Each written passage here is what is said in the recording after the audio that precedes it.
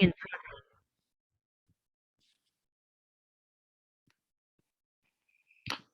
हरे कृष्णा। हम लोग भगवत गीता ज्ञान प्रबोधिनी के 12वें अध्याय से चर्चा कर रहे हैं। आप सब लोगों का भगवत गीता ज्ञान प्रबोधिनी सत्र में स्वागत है। इससे पहले कि हम ये शुरू करें, कृपया आप सब लोग मेरे साथ ये मंगलाचरण पढ़ लीजिए। ओम अज्ञानतिमिरान्धस्य ज्ञानाञ्जनशलाकया चक्षुरुन्मिलितं येन तस्मै श्रीगुरुवे नमः।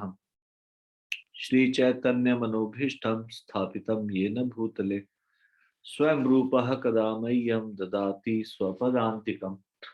वन्देऽहं श्रीगुरोः श्रीयुतपदकमलं श्रीगुरुन् वैष्णवांश्च श्रीरूपं साग्रजातं सहगण रघुनाथान्वितं तं सजीवं साद्वैतं सावधूतं परिजनसहितं कृष्णचैतन्यदेवं श्रीराधा कृष्णपादान् सहगण ललिता श्रीविशाखान्वितांश्च।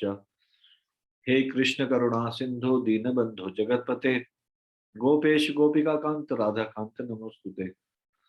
तप्त कांचन गौरांगी राधे वृंदावनेश्वरी वृषभानुसुते देवी प्रणमामि हरिप्रिये।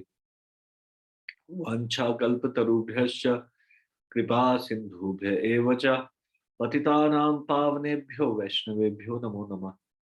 जय श्री कृष्ण चैतन्य प्रभु नित्यानंद श्री अद्वैत गदाधर शिवासादि गौर भक्तवृंदा।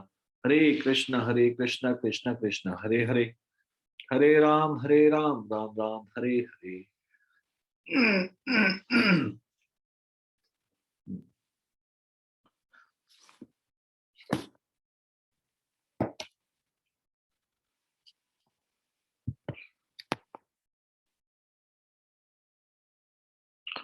तो हमने कल चर्चा की थी practical solution. Do not try to enjoy beyond your quota allotted by God. जितना भगवान ने हमको कोटा अलॉट किया है उससे ज्यादा हमको नहीं उपभोग नहीं करना चाहिए। तो इसमें हमने चर्चा की थी भोजन के मामले में, संपत्ति प्रॉपर्टी के मामले में, वेल्थ के मामले में, work, endeavour, spouse, residence, position और पोस्ट, सोना, स्लीपिंग, रिक्रिएशन, ये सारी चीजें जो है, स्पोर्ट्स,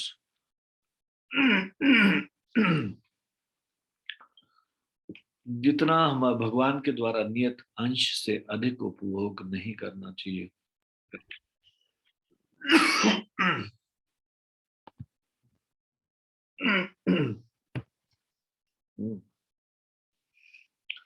आज हम चर्चा करेंगे शांति व सुख की कुंजी।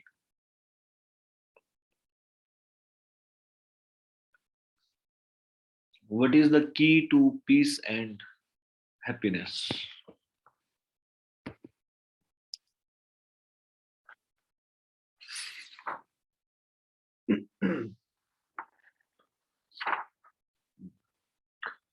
भौतिक जगत एक कारागृह की भांति है, जहां हम सभी को भगवान से स्वतंत्र रहने की इच्छा रखने के कारण रखा गया है।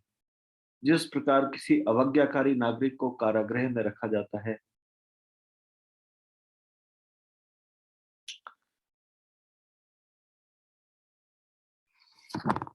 ये मैटेरियल वर्ड क्या है? This is like a jail, prison house.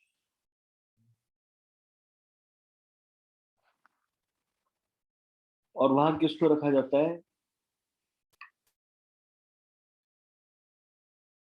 जो अपराधी है, अवज्ञाकारी है, जो भगवान के बनाए हुए निर्देश नहीं मानते, उनको इस भौतिक संसार में भेजा जाता है।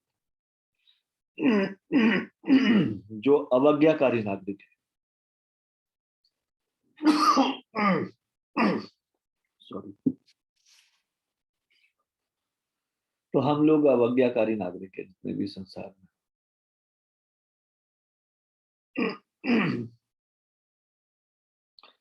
कैदियों के लिए भोजन, कपड़े, आश्रय और चिकित्सा की व्यवस्था सरकार द्वारा की जाती है, किंतु कारागृह में कैदियों के सुधार हेतु पत्थर तोड़ने अथवा कड़ी मेहनत जैसे कष्ट भी हैं। और जिस प्रकार एक कैदी को सरकार के नियमों का पालन करने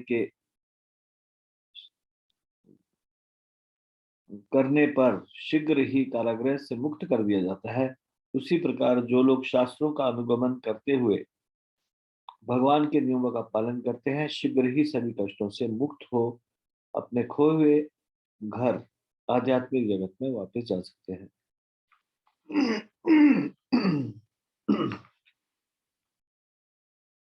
मनुष्य को इन तथ्यों का ज्ञान होना चाहिए और भौतिक संसार के कारागृह से मुक्त होने के लिए विवेकपूर्ण कर्म करने चाहिए। यहाँ पे दो पथ है, दो रास्ते हैं। There are two pathways. One is leading to repeated birth and death, and another is leading to kingdom of God. एक बार बार जन्म मृत्यु की ओर जाता है, दूसरा पथ भगवान भगवत धाम की ओर जाता है। Decision is ours. कैसे हम इसको, किस प्रकार से हम कौन सा रास्ता चूज करें।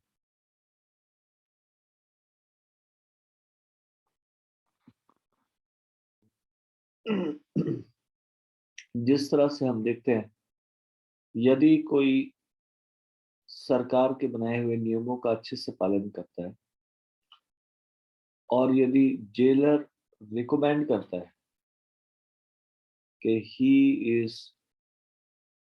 his behavior was very good, he is a good citizen, उसने कभी अवज्ञा नहीं की, जेल के नियमों का पालन किया, तो उसकी सजा कम भी हो जाती कई बार और उसको जल्दी छुट्टी भी मिल जाती।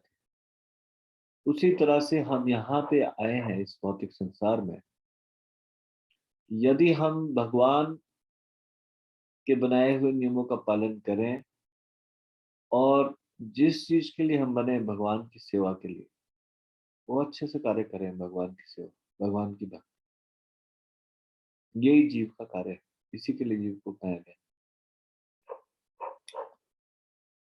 तो उसको जल्दी वापस भेजा जा सकता है घर, असली घर, भगवत धाम। We are not from this material world, हम इस जगत के प्राणी नहीं है। We are like fish out of water. हम इस प्रकार से जैसे एक मछली को पानी से निकाल दो, अब मछली को पानी से निकाल दो तो वो बेचैन ही रहेगी, वो सुखी नहीं रह सकती। No amount of money, no amount of comfort, pleasurable life can give us peace and happiness. धन से अभी अभी हमने डिस्कस किया इससे पहले, seeking happiness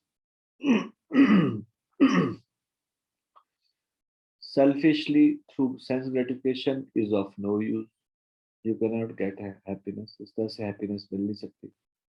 Seeking happiness through wealth is useless. Seeking happiness through resources is useless. धन से यदि सुख आता होता तो संसार के जो धनी लोग हैं ये सबसे ज्यादा सुखी होते हैं। साधनों से सुख आता तो जिनके पास सारे साधन है वो सुखी होते हैं, इससे सुख नहीं आता है। ये सारी चीजें यूजलेस है।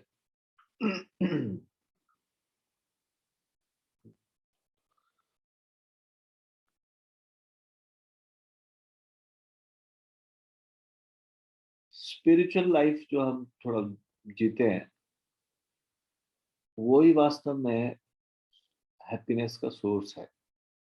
कमिंग लाइफ में भी अगर हमको हैप्पीनेस मिलेगी, तो सोर्स होगा ये जो हमारा भगवान के साथ बिताया समय या भगवान की भक्ति में बिताया समय। अभी हमको इसका वास्तविक टेस्ट पता नहीं है, इसलिए हमको इसमें इतना आनंद दिखाई नहीं दे रहा, पर वास्तविक आनंद यही है। जब कभी हम मंदिर जाते हैं, भक्तों के संग में रहते हैं, तो जो थोड़ा मन को शांति मिलती है, दैट इज रियल हैप्पीनेस। वही है वास्तविक प्रसन्नता, वास्तविक वास्तविक सुख।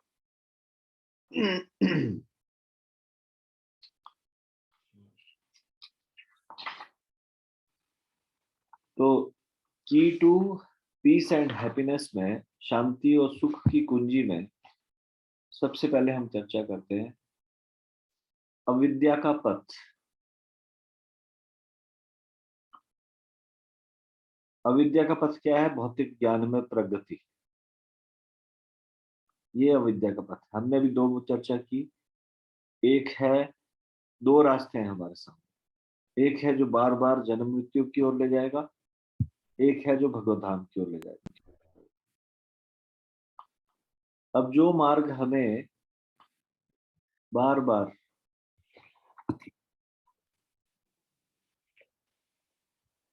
इस भौतिक संसार में लेके जाएगा,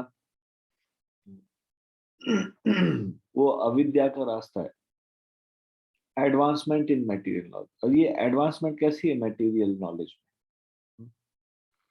यहाँ पे बता रहे हैं अविद्या का पथ अर्थात इंद्र तृप्ति के लिए भौतिक ज्ञान में प्रगति। ये है अविद्या का पथ। अविद्या का पथ क्या है? भौतिक ज्ञान में प्रगति करना, material advancement in of material knowledge. किस चीज के लिए? सेंस ग्रेटिफिकेशन के लिए। This is the path of repeated birth and death. ये बारंबार जन्म और मृत्यु का पथ है।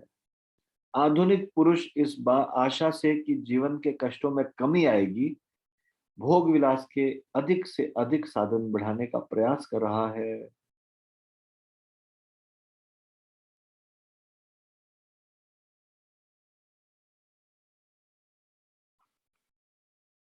भोग विलास के अधिक से अधिक साधन बढ़ा के जीवन के कष्टों में कमी नहीं आएगी। He is mistaken. Modern man is trying to increase luxuries more and more.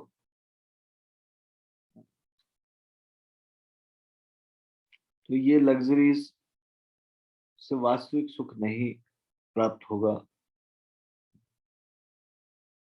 किंतु वह इस बात से अनभिज्ञ है कि भोग विलास की मानसिकता से आक्रांत बद्ध आत्मा की लालसा भौतिक सुख, भौतिक सुख सुविधाओं, नशीली वस्तुओं अथवा स्त्री पुरुष के संबंधों से अभिभूत नहीं हो सकती।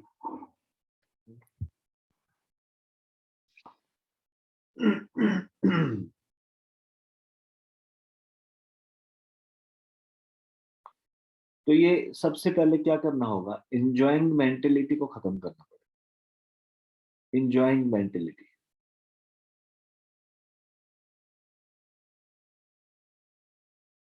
जो इस इंजॉइंग मेंटेलिटी से एफ्लिक्टेड है, जिसको इसकी बीमारी लग गई है, इंजॉइंग मेंटेलिटी,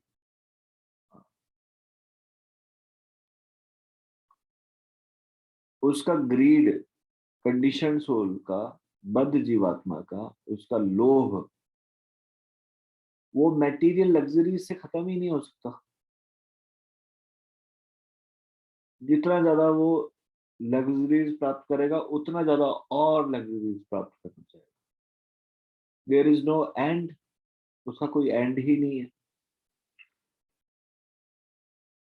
अब मैं इस इंजॉइंग मेंटेलिटी को आप ध्यान से सुनिए, समझने का प्रयास कीजिए, और फिर उसके बाद अपने को उस तराजू में तोलना चाहिए, अपने सारे एक्शंस को, whether I am suffering from enjoying mentality, whether I am looking for enjoyment in spiritual activities also, और enjoying mentality मतलब जिसमें कि मुझे आनंद प्राप्त हुआ या नहीं।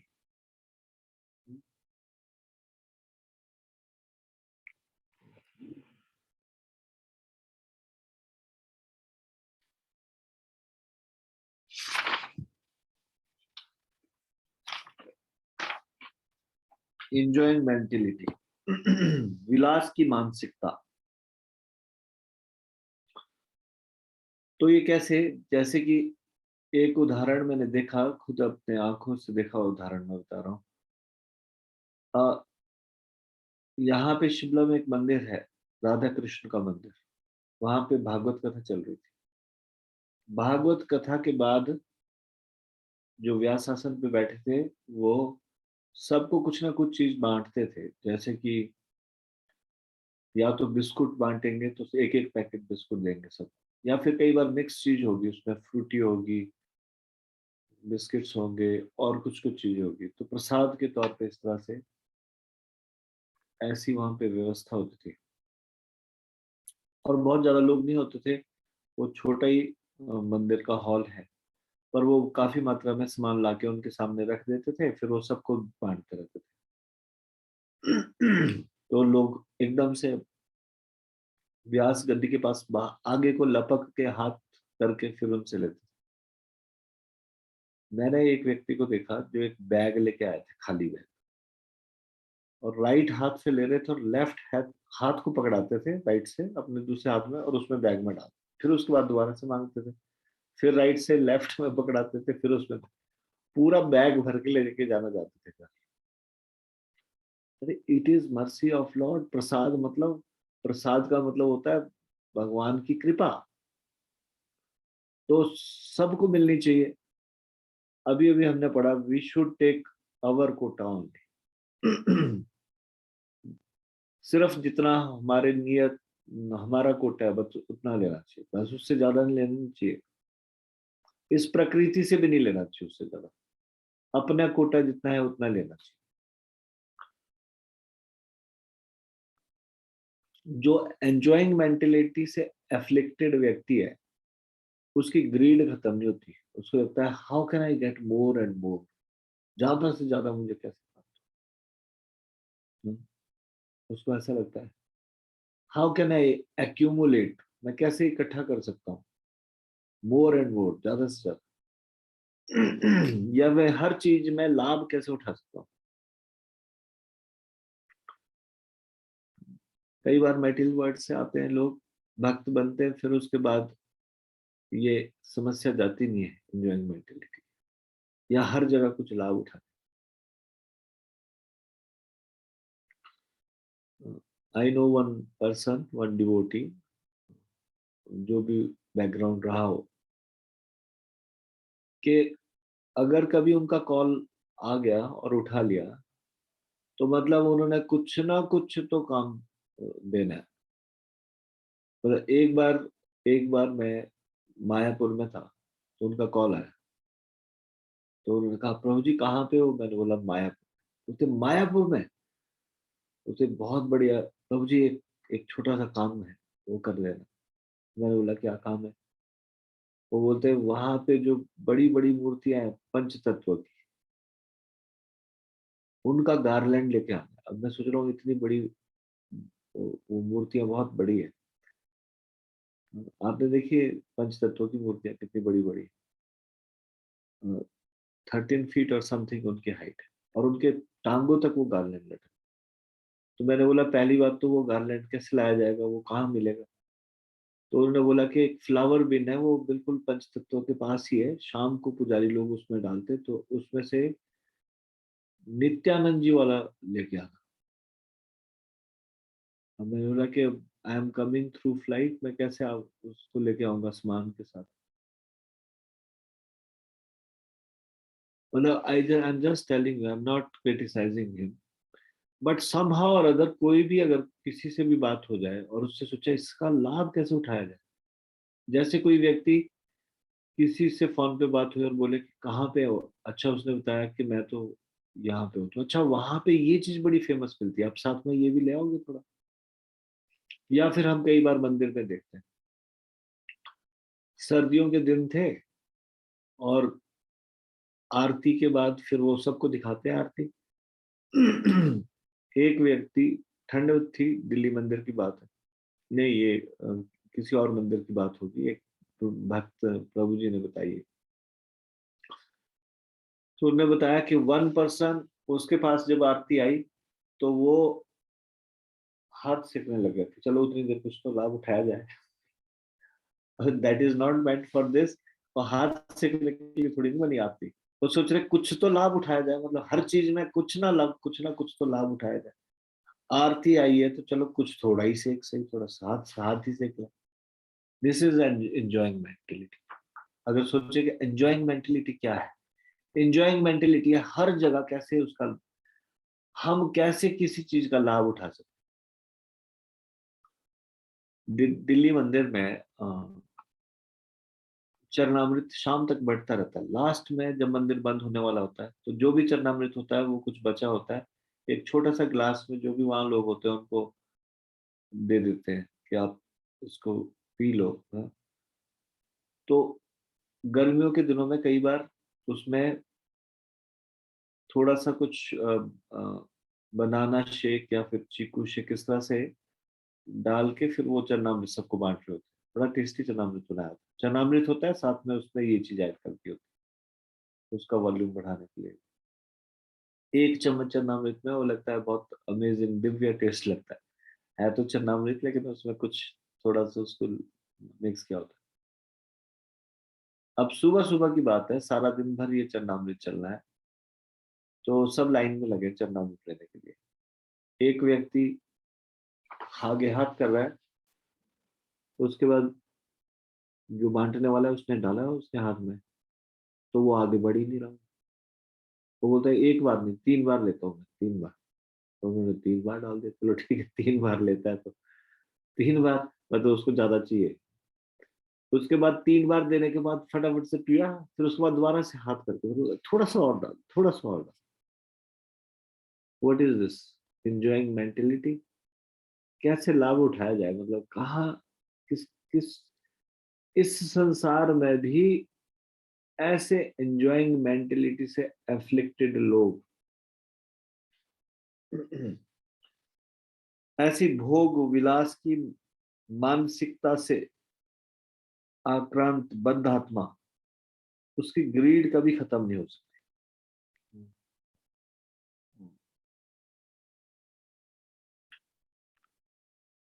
ये मटेरियल ग्रीड, मटेरियल लग्जरी से समाप्त नहीं हो सकती। कंडीशन सोल की ये एंजॉइंग मेंटेलिटी से एफ्लिक्टेड व्यक्ति का जो ग्रीड है, उसको सोचते हैं मटेरियल भोग, तो उसको सेंस ग्रेटिफिकेशन, उससे ये ग्रीड समाप्त नहीं हो सकती। तो enjoying mentality cannot be overcome by material luxuries. Enjoying mentality, enjoying mentality cannot be overcome by material luxuries.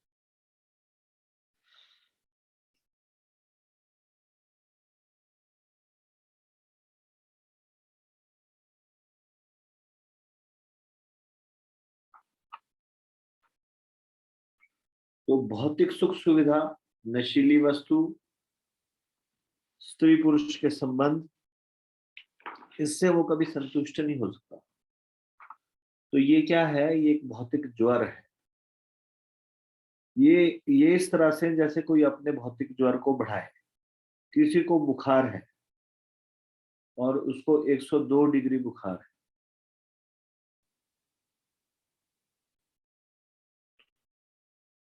और वो अपने बुखार को बढ़ाना चाहे, यह भौतिक ज्वर 102 डिग्री फ़ारेनहाइट से 107 डिग्री फ़ारेनहाइट तक बढ़ने के समान है। हमें भौतिक ज्वर को चढ़ाना नहीं चाहिए, अपितु इसे 98.6 डिग्री फ़ारेनहाइट तक नीचे उतारना चाहिए। ऑलरेडी हमारे को फीवर है, मान लीजिए किसी को 100 डिग्री या फिर 102 डिग्री फ़ारेनहाइट है, तो उसको बढ़ाना चाहिए या घटाना चाहिए? घटाना चाहिए ना।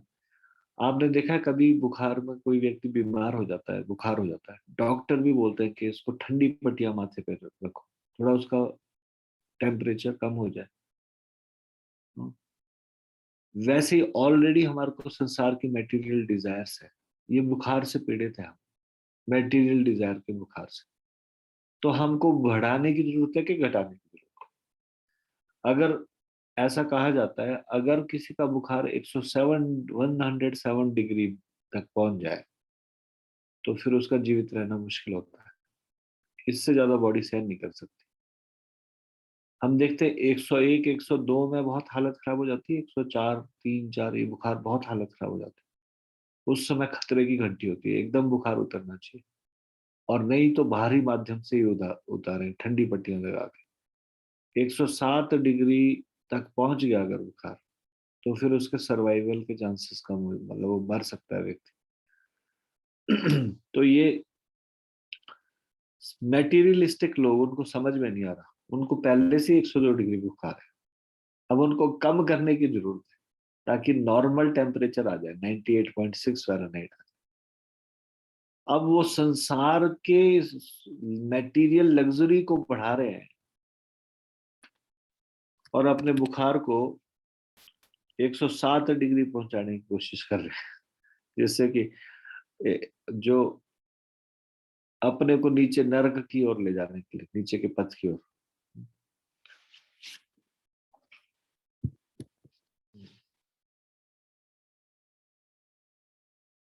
हालांकि शास्त्र यह नहीं कहते कि आप इसे शून्य तक ले आइए।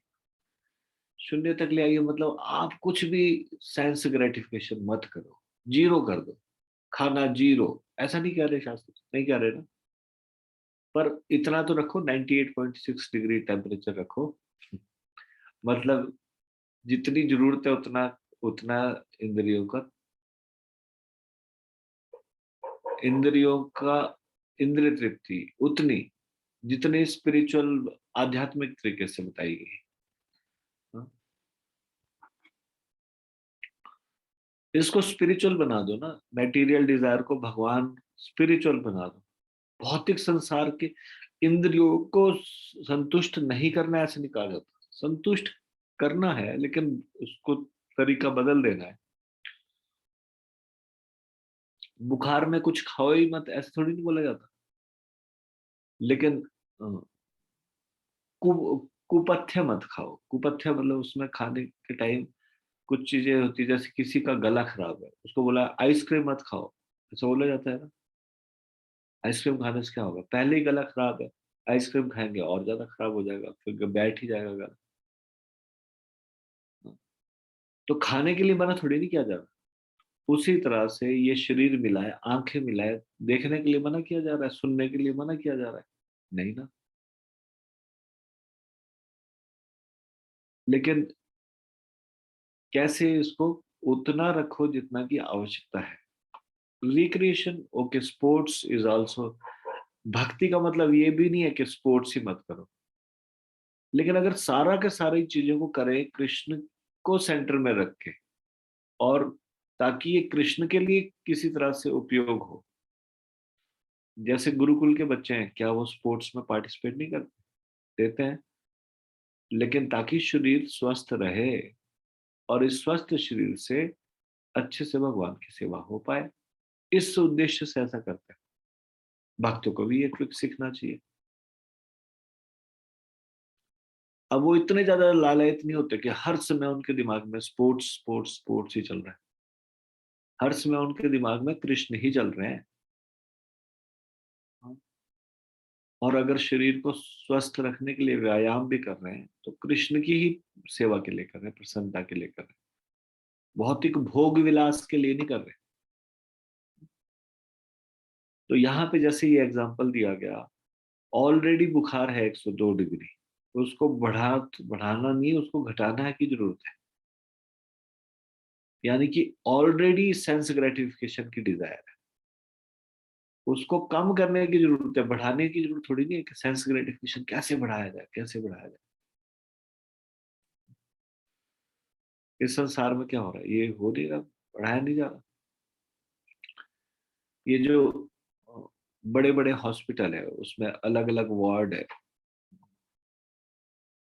उसमें पेशेंट को रखा जाता है और उसके बाद उसके सेंस ग्रेटिफिकेशन के लिए सामने टीवी रखा जाता है। ऐसे बड़े बड़े हॉस्पिटलों में होता है ना स्पेशल, उसका वो बहुत कीमत चुकाते हैं।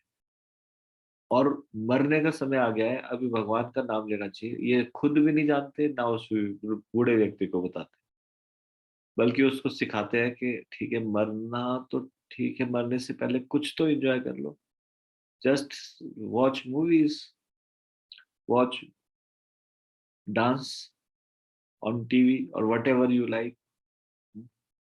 तो भौतिक ज्वर को बढ़ा रहे हैं, उसके भौतिक ज्वर मतलब कि मेडिकल साइंस में चाहे वो दवाई देके उसको शरीर के बुखार को कम करने की कोशिश करे, लेकिन जो हमारा ये जिस जो इस संसार में है, भाव सागर में है, ये जो भौतिक ज्वर है, मेटीरियल डिजायर्स का ज्वर, उस ज्वर को बढ़ाने का प्रयास किया जा रहा है। सबसे बड़ी प्रॉब्लम ये मेटीरियल डिजायर्स है। तो फिर कोई अगर कहे मेटीरियल डिजायर खत्म कैसे, जीरो कर, तो ऐसे बुखार को जीरो करने के लिए तो नहीं बोला जा रहा, कम करो, 98.6 डिग्री लेके आओ, बस उतना जरूर, उतना आवश्यक है बस। ये नॉर्मल टेम्परेचर। खाना पीना सोना आवश्यक है, सोना जीरो कर दो, ऐसा थोड़ी नहीं बोला जा रहा। सो लेकिन जरूरत से ज्यादा मत सो, ओवर ईटिंग मत करो, या फिर जो कोटा दिया गया है उतना ही करो। हालांकि शास्त्र यह नहीं कहते कि आप इसे शून्य तक लेकर आइए, इंद्र तृप्ति को शून्य तक नहीं लेकर आया जा सकता। कोई कहे कि मैं बिल्कुल कोई भी सेंस को ग्रेटिफाई करूंगा ही नहीं, इट इज फॉल्स। आंख है, मैं देखूंगा ही नहीं, ऐसा कभी हो सकता है? आंख खोलेगा ना वो संसार में देखेगा ही देखेगा, इसीलिए मिली है आंख, देखने के लिए मिली है। तो आंख से देखूंगा ही नहीं, ये तो एक गलत फिलॉसफी हो गई। कान है, उससे सुनूंगा ही नहीं। हाँ, क्या कान से कुछ उल्टा नहीं सुनूंगा, आंख से कुछ खराब नहीं देखूंगा, ये चीज सही है। तो सही डायरेक्शन में इन इंद्रियों का इस्तेमाल कर, गलत डायरेक्शन में अपना भौतिक ज्वर बढ़ाना नहीं, बुखार को नहीं बढ़ाना अपने।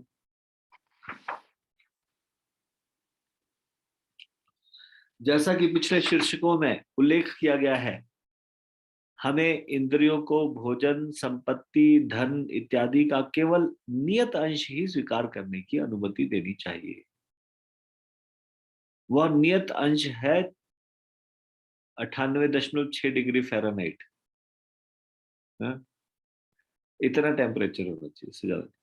इस प्रकार से मनुष्य सादा जीवन तथा और उच्च विचार की जीवन शैली के आधार पर कृष्ण भावना भावित रहने और सुखद भविष्य की तैयारी हेतु कार्यक्रम बना सकता है। रुग्ण भौतिक अवस्था में इंद्रिय सुख जहां तक संभव हो वर्जित होने चाहिए। उदाहरण स्वरूप एक चिकित्सक आंत्र ज्वर यानी कि टाइफाइड के रोगी को तैलीय वस्तुएं जैसे कि पूरियां पकौड़े खाने से मना कर सकता है। जब रोग ठीक हो जाता है और व्यक्ति स्वस्थ हो जाता है तो वह सभी प्रकार के खाद्य पदार्थ खा सकता है। किंतु यदि रोगी अपने अनियंत्रित मन के कारण रुग्णावस्था में ही तैलीय पदार्थ खाने का लालच करे तो वह अपने रोग को बढ़ाता है और स्थिति को और भी बिगाड़ता है।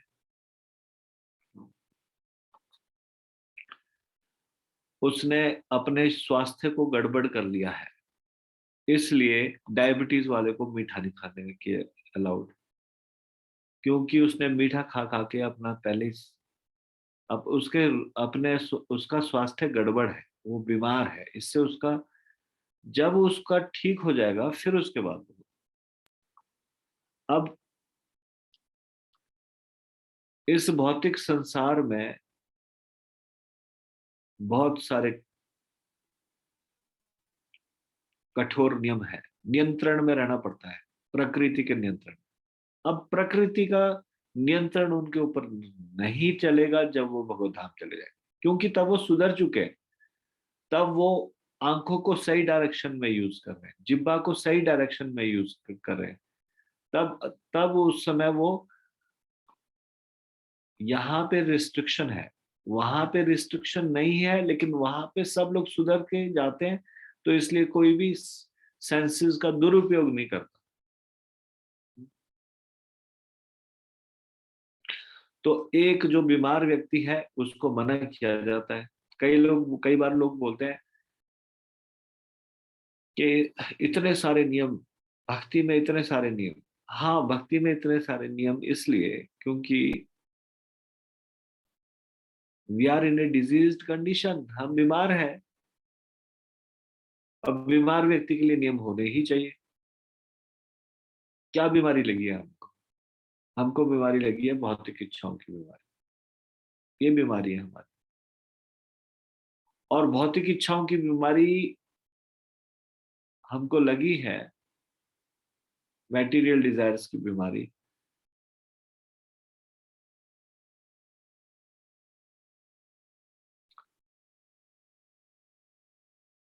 तो we are in a disease condition. तो अब अगर परहेज नहीं करेंगे तो ये बीमारी बढ़ जाएगी, इसलिए परहेज आवश्यक है। इसलिए हम परहेज कर रहे हैं। 4 नियम का पालन, साथ ही साथ दवाई भी ले रहे हैं, साथ ही साथ परहेज भी कर रहे हैं। प्रभुपाद जी ने 16 माला का जप और 4 नियम का पालन, ये दोनों चीज, दवाई और परहेज दोनों दे दी। 16 माला का जप करना दवाई, ठीक है, जिससे हम ठीक होंगे। 4 नियम का पालन करना परहेज। अब दवाई दवाई लेते रहो और परहेज ना करो तो काम नहीं बनेगा। और परहेज ही परहेज करो, दवाई ना लो, तब भी काम नहीं बनेगा। हाँ? सिर्फ परहेज करने से दवाई कंट्रोल में हो जाएगी? नहीं। परहेज तो बढ़ने से रोक रही है उस दवाई, बीमारी को, सिर्फ इसलिए परहेज होता है। दवाई ठीक करती है, उसी तरह से ये दोनों आवश्यक है। 16 माला का जप और 4 नियम का पालन। उसी तरह से इस संसार में जो निषेध चीजें शास्त्रों में बताया गया है, ये नहीं करना, तो किसको बताया गया? सारे रोगियों को बताया गया। इस संसार में जितने भी लोग हैं ये सारे रोगी है, तभी तो ये इस संसार में आए।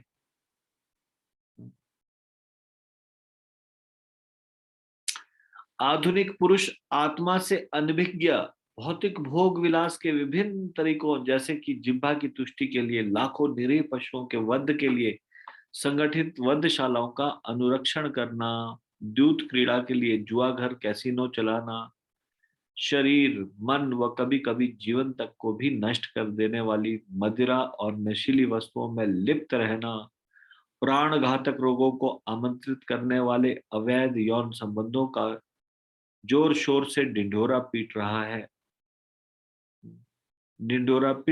है। ये तरीके शरीर व आत्मा के लिए अहितकारी है। यह आनंद अवैध नहीं अपितु कष्टदायक है, जिन्हें अपनी चेतना के रुग्णावस्था में मूर्ख जीव द्वारा आनंद समझा जाता है।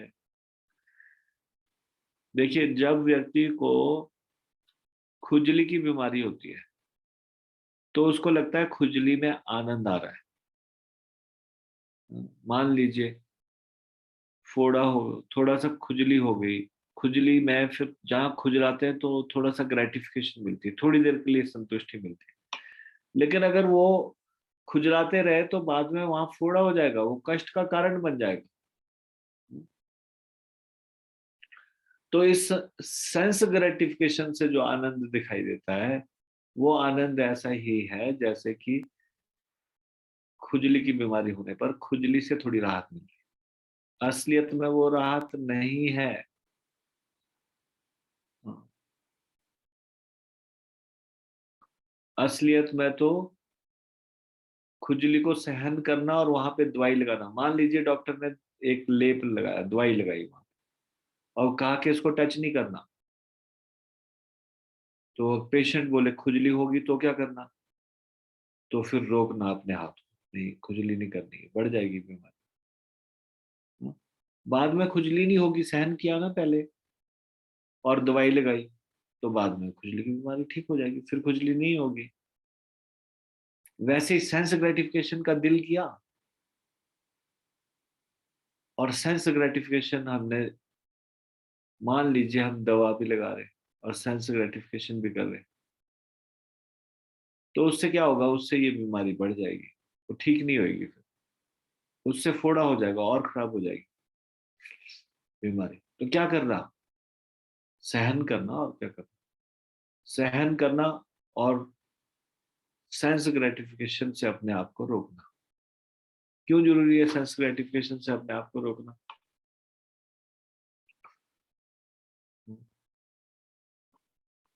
सेंस ग्रेटिफिकेशन से अपने आप को क्यों रोकना चाहिए? अब मैं आपसे प्रश्न पूछ रहा हूँ, चलो।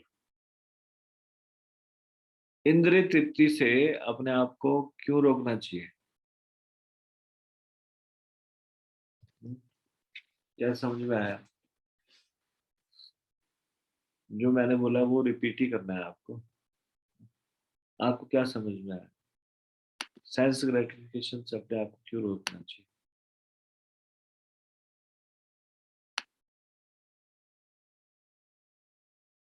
विद्वान मुकुंद प्रभु बताइए। हरे कृष्णा प्रभु जी। रोज प्रणाम। प्रभु जी, सेंस ग्रेटिफिकेशन से हमें अपने आप को इसलिए रोकना चाहिए क्योंकि उससे हमें कोई लाभ तो मिलेगा नहीं, उल्टी हमारे और ज़्यादा हमें उससे कष्ट मिलेंगे, जो कि हमारे लिए ही और बद से बदतर हो जाएगा। तो सेंस ग्रेटिफिकेशन से पूरी तरह से ना रुक पा रहे हो तो फिर क्या करना चाहिए? जैसे कि मान लो किसी को संसार की कोई वस्तु खानी अच्छी लगती है और उसकी जिह्वा को बड़ा आनंद आता है, हालांकि वो ऐसी चटपटी वस्तुएं खाए बीमार हो जाए, पर वो अपने को पूरी तरह से रोक नहीं पा रहा, तो फिर कैसे करना चाहिए? प्रभु जी, उसमें तो यही है कि अगर उसको जैसे हम तौर पे भगवान को समर्पित करके अगर उसको हम फिर उसका आस्वादन करें तो कहीं ना कहीं उससे हमारी इंद्रियां भी तुष्ट होंगी। और लिमिटेड मात्रा में, इन्हें इन्हें इन्हें प्रिस्क्राइब्ड मैनर, जैसे शास्त्रों में बताया गया है वैसे। इंद्र तृप्ति कुछ मात्रा में अलाउड है, कैसे शास्त्र में निर्देश दिए हैं उसके अनुसार।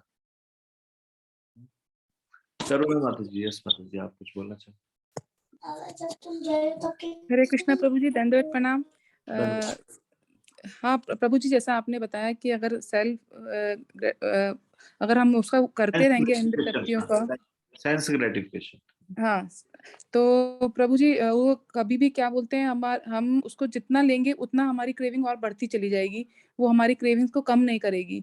तो हमको ये चाहिए कि हम जितना उसको लिमिट में कर सकते हैं करें, मतलब एकदम बंद नहीं करें। जिसको ज़्यादा नींद आती है या खाने का बहुत शौक है तो वो उसको थोड़ा लिमिट कर दें।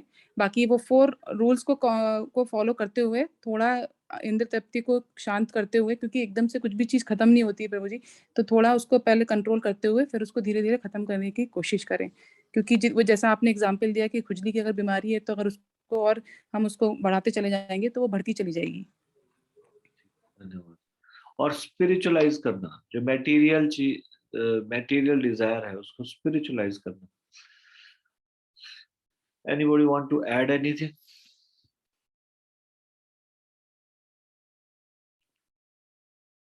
अभी मुस्कान माता जी का हाथ अभी भी खड़ा है, बाकी लोग हाथ नीचे हो गए। मुस्कान माता जी, you want to add something? Hare Krishna प्रभु जी, दंडवत प्रणाम।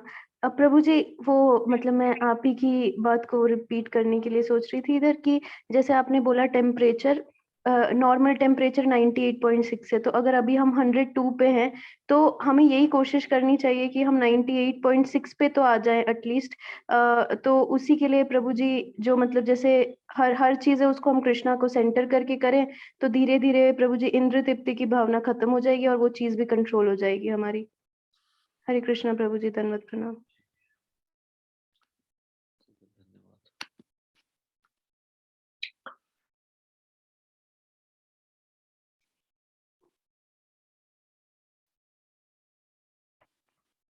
तब जब लोग कहते हैं इस संसार में कि आप लोग भक्ति में आने में यही समस्या है, बस नियम बहुत लगा देते हो, ये नहीं करना वो नहीं करना।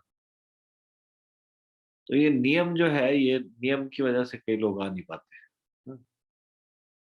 हाँ, या उनको लगता है ये नियम नियम प्रॉब्लम है, या फिर in the deep in some corner of our heart कहीं ये फीलिंग है ये बाकी सब ठीक है, ये इतने ज्यादा नियम ठीक नहीं है, ये मतलब ये नहीं खाओ वो नहीं पियो ये करो वो करो। हाँ,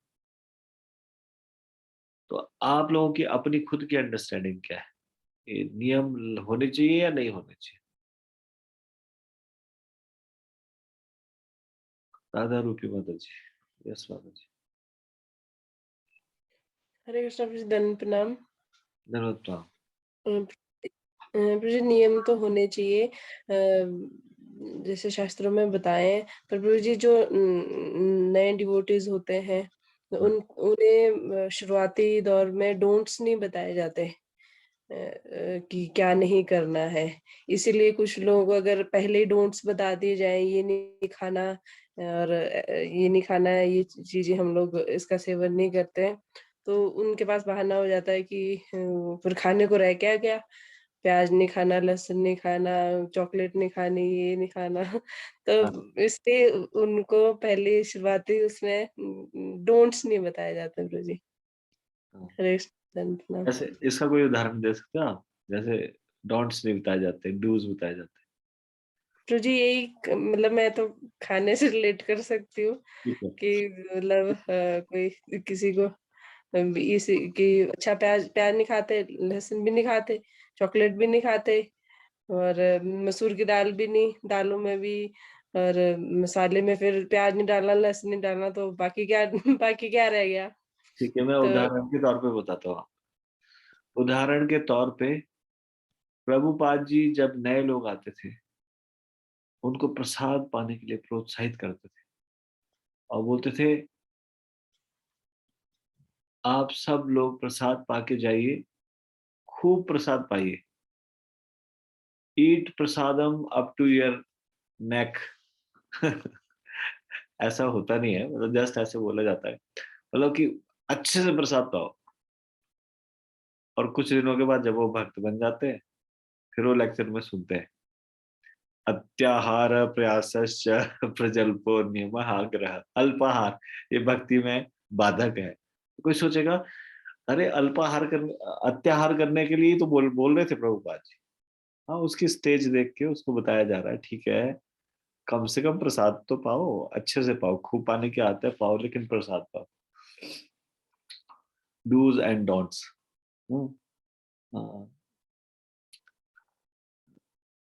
जैसे कि कई बार हम देखते हैं कोई नया व्यक्ति है, वो वो बोलते हैं कि आपका भक्ति करेंगे तो इसमें घर तो नहीं छोड़ना होता ना।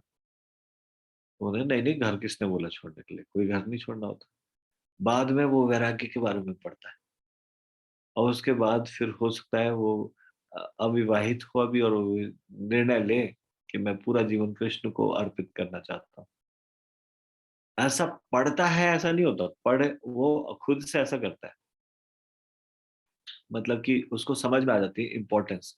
पर जरूरी नहीं है कि वो जरूरी ही है, यही एक तरीका है भगवत प्राप्ति का। गृहस्थ आश्रम में भी जो है भगवत प्राप्ति की जा सकती है। What was my question?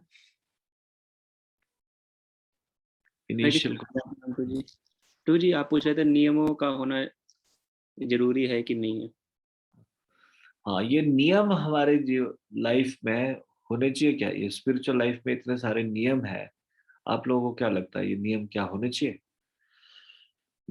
कोई बोलना चाहता है तो डायरेक्टली अनम्यूट करके बोल सकते हरे कृष्ण प्रभु जी। हैं। धन्यवाद प्रभु। प्रभु जी, मुझे लगता है नियम होना बहुत जरूरी है प्रभु जी। जैसे हम लोग कई बार तात्पर्य में पढ़ते हैं, प्रभुपाद जी कहते हैं कि जैसे अगर किसी व्यक्ति को डेस्टिनेशन में पहुंचना है तो हाँ ट्रैफिक रूल्स का होना बहुत जरूरी है। अगर वो ट्रैफिक रूल्स और ट्रैफिक साइन नहीं होंगे तो इतने एक्सीडेंट होंगे कि कोई भी व्यक्ति अपने गंतव्य तक नहीं पहुंच पाएगा। तो उसी प्रकार से हम सबका डेस्टिनेशन है गोलोक धाम, तो वहाँ पहुँचने के लिए जो कुछ नियम शास्त्रों में बताए गए हैं उनका पालन करना बहुत जरूरी है। नहीं तो इतने टक्करें लगेंगे कि हम पहुँच नहीं पाएंगे हॉस्पिटल जाते रहेंगे बाद हॉस्पिटल। में। ओके, मुस्कान माता जी ने अनम्यूट किया था। यस माता जी, you wanted to say something? Hare Krishna प्रभु जी, दंडवत प्रणाम। प्रभु जी, अगर हम लोग बचपन से देखें तो नियम तो बचपन से होती है, नहीं तो प्रभु जी बच्चे को तो स्कूल जाने की इच्छा कभी नहीं होती, होमवर्क करने की इच्छा कभी नहीं होती। तो प्रभु जी तब उनके पेरेंट्स उन पे नियम लगाते हैं, तभी फिर वो उनकी इम्पोर्टेंस बड़े होकर समझ पाते हैं कि क्यों जरूरी था हमारा पढ़ना लिखना। और सिमिलरली प्रभु जी, किसी को डायबिटीज है, अगर वो नियम का पालन ना करे और मिठाई का सेवन करता जाए तो उसकी डायबिटीज बढ़ जाएगी और फाइनली उसको अपने जीवन से ही हाथ धोना पड़ जाएगा। तो इसलिए प्रभु जी नियम तो हर जगह ही नेसेसरी है, चाहे वो भौतिक जगत हो स्पिरिचुअल। तो हम सिर्फ ऐसे क्यों बोलते कि स्पिरिचुअल में ही जरूरी है, अगर देखा जाए तो भौतिक में तो हर जगह पे नियम जरूरी होते हैं हमारे। हाँ ये बात भी सही है। माता जी कह रहे हैं कि कई लोग बोलते हैं कि स्पिरिचुअल लाइफ में आपके बहुत नियम होते हैं, तो अगर उनको पूछे कहाँ नियम नहीं है ये बताइए। क्या वो ऑफिस जाते हैं वहां कोई नियम नहीं है? क्या वो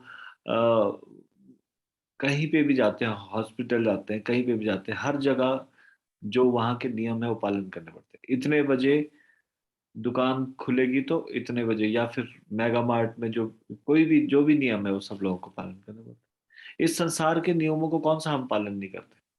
फिर हम स्पिरिचुअल लाइफ के लिए क्यों बोलते हैं कि इतना नियम, इतने नियम है?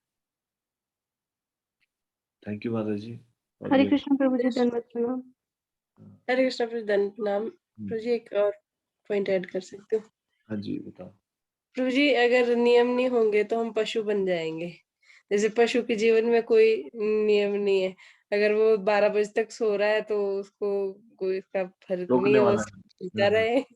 जी प्रभु जी, उसको सारा दिन सोता रहे, सारी रात सोता रहे, मतलब उसके लिए कोई नियम नहीं है। अगर हमारे जीवन में भी वैसा तो पशु जीवन हो जाएगा। थैंक यू सो मच, धन्यवाद। और कोई बताना चाहता है व्हाई देयर शुड बी, ये नियम होने चाहिए या नहीं होने चाहिए? क्यों होने चाहिए स्पिरिचुअल लाइफ में नियम? या फिर ये नियम कोई किसी के दिमाग में कोई और पॉइंट आ रहा हो? हरे कृष्ण प्रभु जी। हरे कृष्ण मत बताइए। हाँ, एक चीज़ प्रभु जी मेरे को आ रही थी कि नियम होना बहुत ज़रूरी है प्रभु जी, क्योंकि अगर नियम नहीं होंगे तो हम जिसकी जो मर्ज़ी है वो करते चले जाएँगे, तो हमें ये कैसे पता चलेगा कि हम गलत कहाँ जा रहे हैं?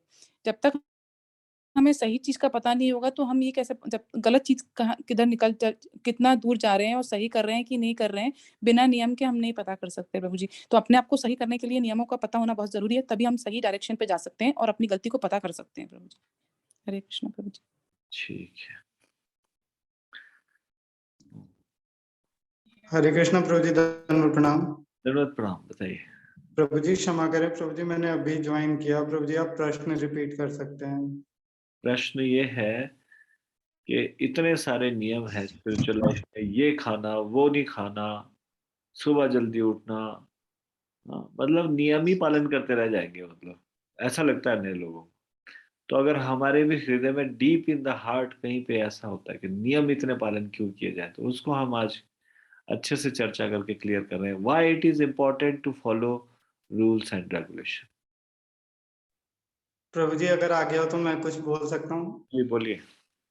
प्रभु जी मतलब एक वैष्णव से मैंने इसी के ऊपर एक कथा सुनी थी, छोटी सी कथा है, जी मैं वही सुनाना चाहूंगा।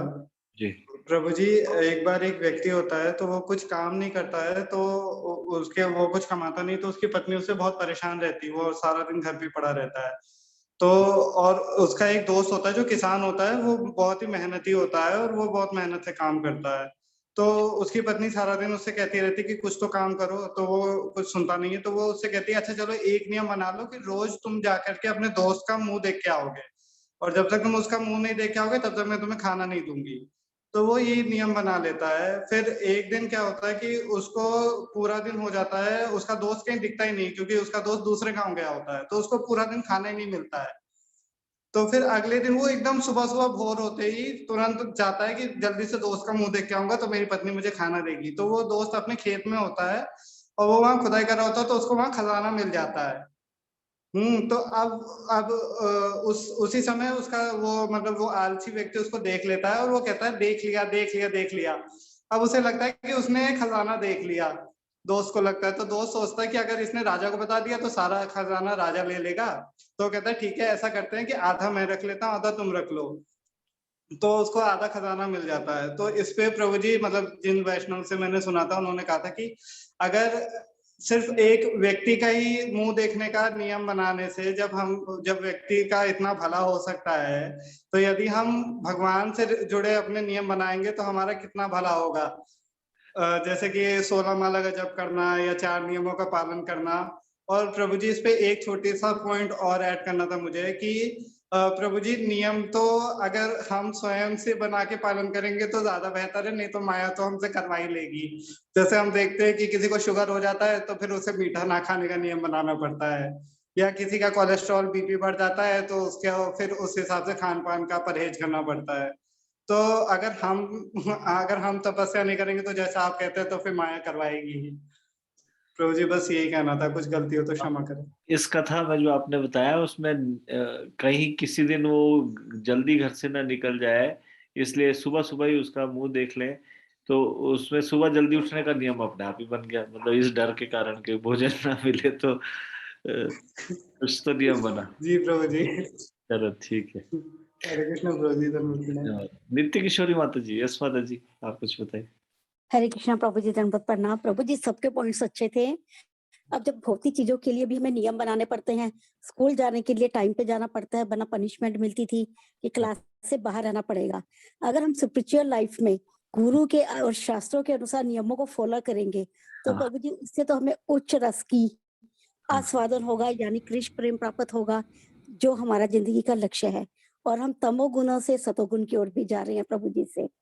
एक हम पशु बनने की बजाय एक भगत बनने का प्रयास कर रहे हैं, तो इसके अंदर तो हर चीज का फायदा ही फायदा है प्रभु जी, बेनिफिट ही बेनिफिट दिख रहा है। हरे कृष्ण प्रभु जी। ठीक है, धन्यवाद। बाहर के लोगों को लगता है इन्होंने बहुत बंधन स्वीकार किए अपने जीवन में, लेकिन फिर हमने अभी डिस्कशन में देखा कि बंधन कहाँ, बंधन बंधन नहीं है, कहाँ नियम नहीं है।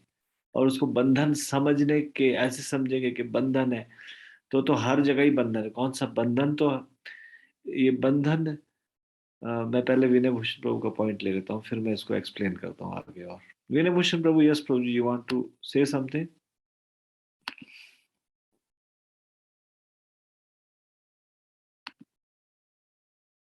विनय भूषण प्रभु, आपने हाथ खड़ा किया।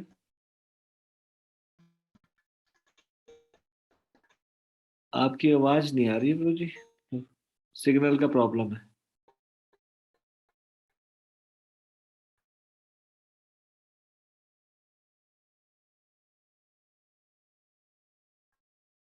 मुझे आवाज नहीं आ रही है या औरों को भी नहीं आ रही? जी आ नहीं रही प्रभु जी। हाँ प्रभु जी, आप ड्राइव कर रहे हो क्या? सिग्नल बहुत वीक है प्रभु जी, बहुत कटते हुए आवाज आ रही है, सिग्नल बहुत वीक है। प्रभु जी का कनेक्शन कट गया है, I think he is travelling also. तो बंधन की मैं बात बता रहा था, नियम को बंधन समझना और बंधन को स्वीकार ना करना, नियम को स्वीकार ना करना। एक बड़े बंधन से छूटने के लिए छोटे बंधन स्वीकार किए जाते हैं। हाँ, जैसे एक नियम, मतलब लोगों को लगता है ये प्रॉब्लम है, नियम पालन करना प्रॉब्लम है। तो एक बड़ी प्रॉब्लम से बचने के लिए छोटी प्रॉब्लम में स्वीकार की जाती है। जैसे एक बड़ी प्रॉब्लम है डायबिटीज, उससे बचने के लिए छोटी प्रॉब्लम है कि मीठा नहीं खाना। ये क्या प्रॉब्लम है? कोई प्रॉब्लम है? ये प्रॉब्लम स्वीकार किया जाता है। ये बंधन है, ये बंधन है बड़े बंधन से छूटने के लिए। बड़ा बंधन क्या है? बड़ा बंधन है डायबिटीज, ये बड़ी प्रॉब्लम है। उसी तरह से इस संसार में बार बार आके जन्म मृत्यु जरा व्याधि, बार बार जन्म लेना, बार बार मरना, बार बार बूढ़ा होना, बीमार होना, ये एक बड़ा बंधन है। इससे छूटने के लिए छोटे बंधन स्वीकार किए जाते हैं। छोटा बंधन क्या है? छोटा बंधन है कोई भी अवैध कार्य नहीं करने, बस कोई भी कार्य शास्त्रों के विपरीत नहीं करने, भगवान के अनुसार, भगवान के बनाए हुए नियम को पालन करना है।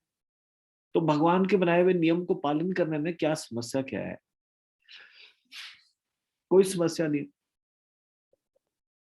तो जो भक्त लोग हैं वो तो लालायित रहते हैं भगवान के बताए गए नियमों को पालन करने के लिए। They want to follow Krishna, they want to serve Lord, they want to please Lord. भगवान को प्रसन्न करना चाहते हैं। भगवान को प्रसन्न कैसे किया जाए? अगर भगवान ने शास्त्र में कुछ निर्देश दिए हैं तो ये तो बहुत बढ़िया है। मतलब वैसे ही भगवान को प्रसन्न करना मुश्किल है। अब कुछ तो तरीका मिला कि हाँ ये भगवान की बात है, उनको कहना माना जाए और उस प्रकार से उसको फॉलो किया जाए। तो भक्ति के नियमों को पालन करना मतलब एक बड़े बंधन से छुटकारा पाने के लिए छोटे बंधन को स्वीकार करना। कड़वी दवाई अच्छी लगती किसी को? किसी को अच्छी नहीं लगती, लेकिन कड़वी दवाई खाते मुंह कड़वा करते हैं इसलिए ताकि बीमारी से छूट जाए, एक बड़ी प्रॉब्लम से छूट जाए। वीना भूषण प्रभु ऑनलाइन आ गए। यस प्रभु जी। हरे कृष्ण प्रभु। हरे कृष्ण प्रभु जी। हाँ, मैं ट्रैवलिंग में हूँ, शायद आवाज नहीं आ रही थी प्रभु जी। मैं ये कह रहा था प्रभु जी कि हम लोग एक्सपेक्ट, जब नेचर की बात आती है हम लोग ये एक्सपेक्ट करते हैं कि everything should be in time, है ना। जैसे मौसम आना चाहिए, बरसात है तो बरसात के टाइम होनी चाहिए और इतनी ही होनी चाहिए, गर्मी है तो इतनी ही होनी चाहिए, सर्दी भी ऐसे ही होनी चाहिए, नदियां हैं वो इन टाइम चलनी चाहिए और इससे ऊपर नहीं होनी चाहिए। नेचर के टाइम में तो हमें यही चाहिए, सूर्य उदय इतने बजे हो तो इतने बजे हो। अपनी बात में हमारे नियम नहीं रहते प्रभु जी। तो वो अगर वो भी नियम टूट जाए तो फिर सोचो फिर हमारा क्या होगा प्रभु जी। तो इसलिए इसका जो है वो हमें ये चीज तो माननी चाहिए। एक वो जो फिलोसफर थे, संत तो थे नहीं, फिलोसफर थे, उनकी अगर आप अभी भी नेट पे सर्च करोगे तो वो उनकी फिलोसफी ये है। वो कहते हैं कि सबसे पहले तो कोई नियम ही नहीं होना चाहिए, तभी आप आगे जो है वो उसको कर सकते हैं। तो देखिए ये कितनी रॉन्ग फिलोसफी थी प्रभु जी। तो नियमबद्ध होना तो प्रथम कार्य है प्रभु जी। हाँ हाँ हाँ, प्रभु जी ने एक नई दिशा दी इस विचार में कि हम एक्सपेक्ट करते हैं, एक्सपेक्टेशन होती है हमारी कि सारी चीजें नियम से हो। मतलब सर्दियों के टाइम में सर्दी हो, गर्मियों के टाइम में गर्मी हो। फिर अपने मामले में कोई नियम नहीं चाहते। मतलब बाकी सब नियम का पालन करें, हमारे को जो प्रकृति के द्वारा दिया जाए वो भी नियम से हो, सब चीजें सही से हो, लेकिन हम नियम का पालन ना करें। Thank you so much Vinay Prabhu for your input. ठीक है, और तो नहीं किसी का कोई पॉइंट रह गया जो उनको लग रहा हो कि I just want to contribute this one thought? किसी के मन में कोई विचार आ रहा हो इस संबंध में नियम को पालन करना? तो नियम को पालन करना कभी भी उसके लिए भक्त लोग तो उसके लिए उत्साहित रहते हैं। उसके लिए कभी भी नियम के पालन करने के लिए निरुत्साहित नहीं रहना चाहिए, हमेशा उत्साहित रहना चाहिए। अच्छा है नियम होना, it is good, it is for our betterment, हमारे अच्छे के लिए।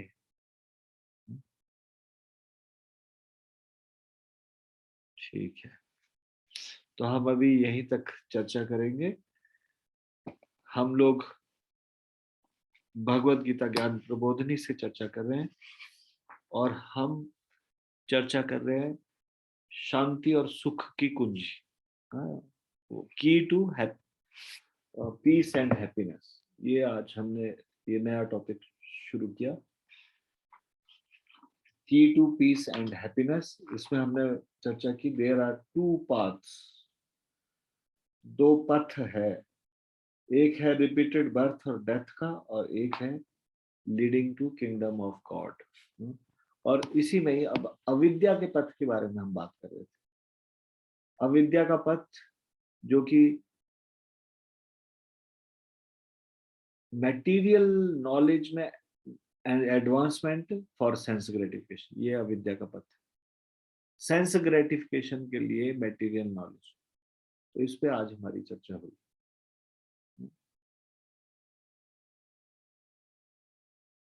अब कल हम चर्चा करेंगे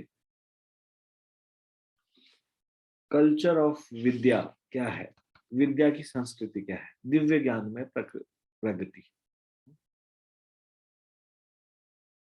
अविद्या के बारे में चर्चा की, अविद्या का रास्ता क्या है, अब विद्या का वास्तव में विद्या क्या है, विद्या का रास्ता क्या है, विद्या की संस्कृति क्या है, दिव्य ज्ञान में प्रगति, एडवांसमेंट इन स्पिरिचुअल नॉलेज। तो इसको हम कल चर्चा करेंगे 7 बजे।